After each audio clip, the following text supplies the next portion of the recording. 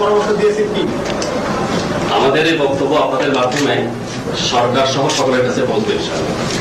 Mister Nizami, আপনি আপনার বক্তব্যের চতুর্থ কথায় 71-এ জামাতের ভূমিকাকে অজুহাত বানিয়ে তারা এখনো অপবাদ দিয়ে যাচ্ছে, অথচ বাংলাদেশ একটি স্বাধীন রাষ্ট্র হিসেবে কায়েম হবার পর জামাতে ইসলামী স্বাধীনতার ব্যাপারে সবচেয়ে বেশি আন্তরিকতার পরিচয় দিচ্ছে। আপনি বলছেন জামাত ইসলামী স্বাধীনতার ব্যাপারে রাষ্ট্র কায়েম হবার পর 71-এ জামাতের ভূমিকাটা কি ছিল?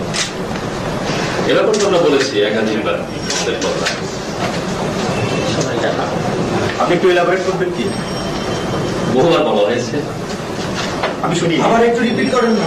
আপনি একটু রিপিট করেন। যে আমাদের সে সময়ে রাজনৈতিক অবস্থানটা ভিন্ন ছিল, এটা সকলের জানা।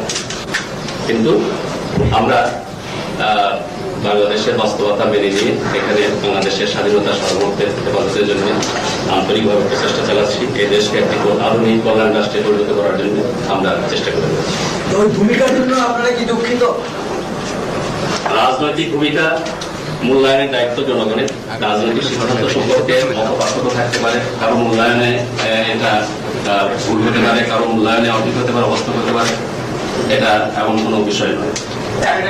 আপনি বলেছিলেন, আবার বলছেন যে 71 সালে ভিন্ন প্রেক্ষাপটে দেশের জনগণ পাকিস্তান থেকে আলাদা হওয়াকে স্বাধীনতার জন্য প্রয়োজন মনে করেছে।